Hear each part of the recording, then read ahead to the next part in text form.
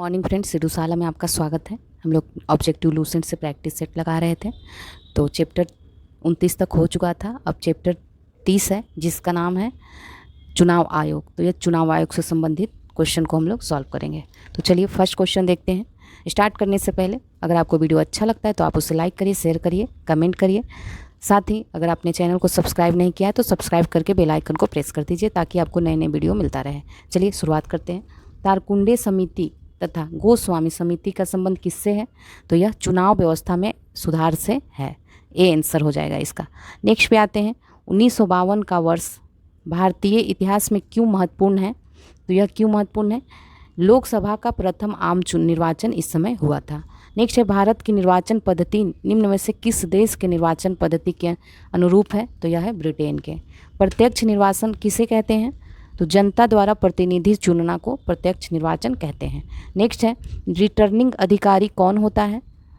तो इसका आंसर हो जाएगा डी, वह अधिकारी जो किसी निर्वाचन क्षेत्र में चुनाव के लिए उत्तरदायी होता है और परिणाम की घोषणा करता है, वह रिटर्निंग अधिकारी होता है।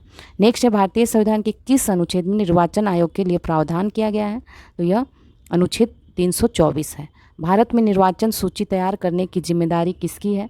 तो यह निर्वाचन आयोग की है।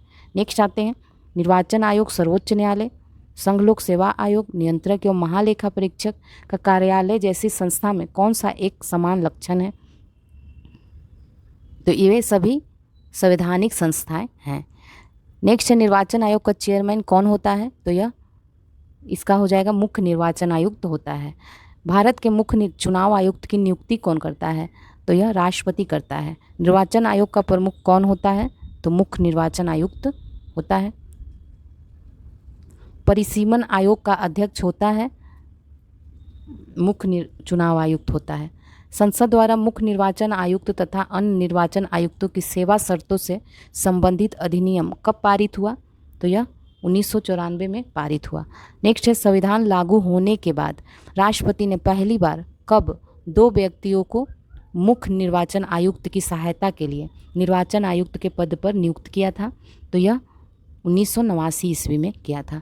निर्वाचन आयोग की सहायता के लिए लोकसभा या राज्यसभा विधानमंडल के साधारण निर्वाचन के पहले प्रादेशिक निर्वाचन आयुक्त की नियुक्ति करने का अधिकार किसे प्राप्त है? तो यह राष्ट्रपति को प्राप्त है। नेक्स्ट है, निम्नलिखित में कौन मतदाता सूची को अद्यतन बनाकर तैयार रखता है? तो यह निर्वाचन आयोग होता है। भारत के विभिन्न राजनीतिक दलों को राष्ट्रीय या क्षेत्रीय दल का दर्जा देने का अधिकार किसे है? तो यह चुनाव आयोग को है। निर्वाचन आयोग निम्न में से किन निर्वाचनों के लिए अधीक्षण, निर्देशन और नियंत्रण का कार्य करती है? तो इनमें सभी राष्ट्रपति का चुनाव, उपराष्ट्रपति का चुनाव और लोकसभा का चुनाव। भारत के निर्वाचन आयोग के कार्य क्या हैं? देखते हैं इसके कार्य।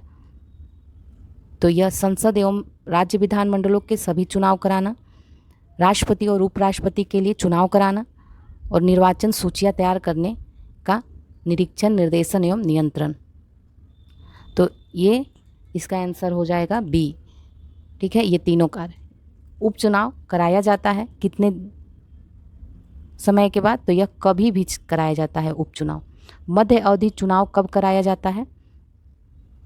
तो जब समय के पूर्ण होने से पहले ही, जब लोकसभा भंग हो जाए। भारत में स्वतंत्रता के बाद प्रथम आम चुनाव कब संपन्न कराए गए? तो यह 1952 में संपन्न कराएंगे। निम्नलिखित में से किस वर्ष भारतीय चुनाव आयोग में पहली बार 2 अतिरिक्त आयुक्त नियुक्त किए गए थे? तो ये कौन सा वर्ष था? 1989 था। भारत में पहली बार महिलाओं को मताधिकार कब प्राप्त हुआ था? तो यह 1926 में प्राप्त हुआ था। पार्लियामेंट द्वारा दिसंबर 1989 में निर्मित कानून के अनुसार एक नागरिक के वयस्क होने की कानूनी आयु कितनी है? तो यह 18 वर्ष है। भारत में मतदान की आयु सीमा को 21 वर्ष से घटाकर 18 वर्ष कब किया गया? तो यह 1989 में किया गया। भारत में मतदाता की न्यूनतम आयु क्या है? तो यह 18 वर्ष है। नेक्स्ट पे आते हैं, भारत का प्रथम मुख्य चुनाव आयुक्त कौन था? तो यह कौन थे? सुकुमार सेन थे। चुनाव के समय किसी चुनाव क्षेत्र में चुनाव प्रसार कब बंद करना होता है? तो यह मतदान समाप्त होने से 48 घंटे पहले बंद करना होता है। एक व्यक्ति 2 से अधिक निर्वाचन क्षेत्रों से चुनाव नहीं लड़ सकता है। ठीक है, किसी निर्वाचन के दौरान किसी राजनीतिक दल के उम्मीदवार की मृत्यु हो जाने की स्थिति में कितने दिनों के अंदर दूसरा प्रत्याशी खड़ा करना पड़ता है? तो यह 7 दिनों के अंदर। अब निम्न कथनों पे विचार करना है, कथन और कारण दिया हुआ है। इसमें कथन देखते हैं, मुख्य चुनाव आयुक्त को संवैधानिक प्रस्तावों के बिना नहीं हटाया जा सकता है। तो ये सही है, मुख्य चुनाव आयुक्त एक संवैधानिक व्यक्ति है, ये भी सही है, दोनों ही कथन सही हैं। तो इसका आंसर ए हो जाएगा। आर दोनों ही सही है और व्याख्या भी कर रहा है। मुख्य निर्वाचन आयुक्त को प्रति माह कितना वेतन मिलता है? तो इसे 2,50,000 रुपये वेतन मिलता है। अन्य निर्वाचन आयुक्त को प्रति माह कितना वेतन मिलता है? तो ये 2,25,000। मुख्य निर्वाचन आयुक्त की पद अवधि कितनी होती है? तो 6 वर्ष या 65 वर्ष की आयु जो भी पहले पूर्ण हो। अन्य निर्वाचन आयुक्त की पद अवधि कितनी होती है? तो 6 वर्ष या 62 वर्ष की आयु में जो पहले भी पूरा हो चुका हो।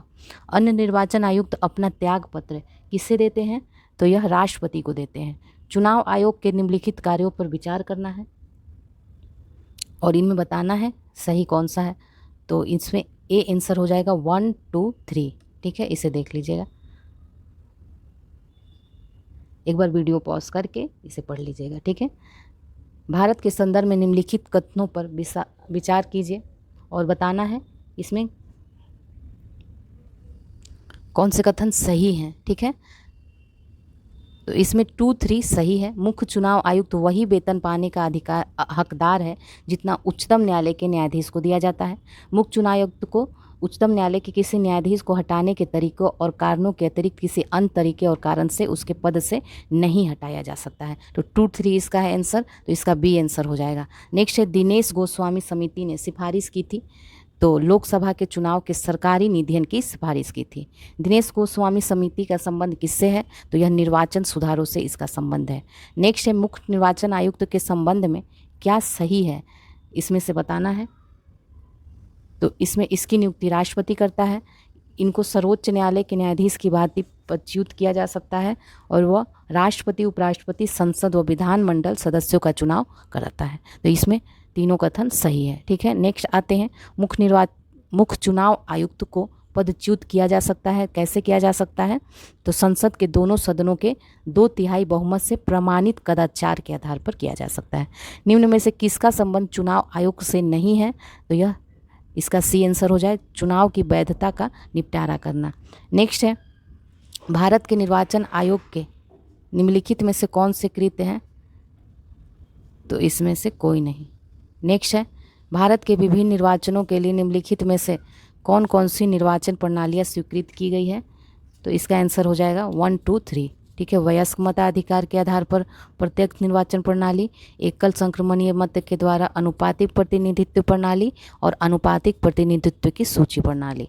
निम्न में से कौन सा आयोग भारत के संविधान के एक अनुच्छेद के अंतर्गत सुस्पष्ट उपबंध के पालन में गठित हुआ है? तो यह निर्वाचन आयोग है। कथन कारण दिया हुआ है, इसमें बताना है कौन से सही है। तो इसमें देखते हैं, संसद तथा राज्य विधानमंडलों के स्वतंत्र तथा निष्पक्ष चुनाव कराने की शक्तियां एक स्वतंत्र इकाई निर्वाचन आयोग को दी गई है। तो बिल्कुल ही सही है, तो इसमें ए सही है। और निर्वाचन आयुक्तों को पद से हटाने का अधिकार कार्यपालिका के पास है, तो ये गलत है। तो इसमें केवल सी आंसर हो जाएगा, ए सही है। नेक्स्ट, निम्न में से कौन सा काम निर्वाचन आयोग का नहीं है? तो इसमें कौन सा है काम? चुनाव के लिए उम्मीदवारों का चयन करना, यह नहीं है। मुख्य निर्वाचन आयुक्त की नियुक्ति तथा पदच्युत करने का अधिकार किसे है? तो यह राष्ट्रपति को है।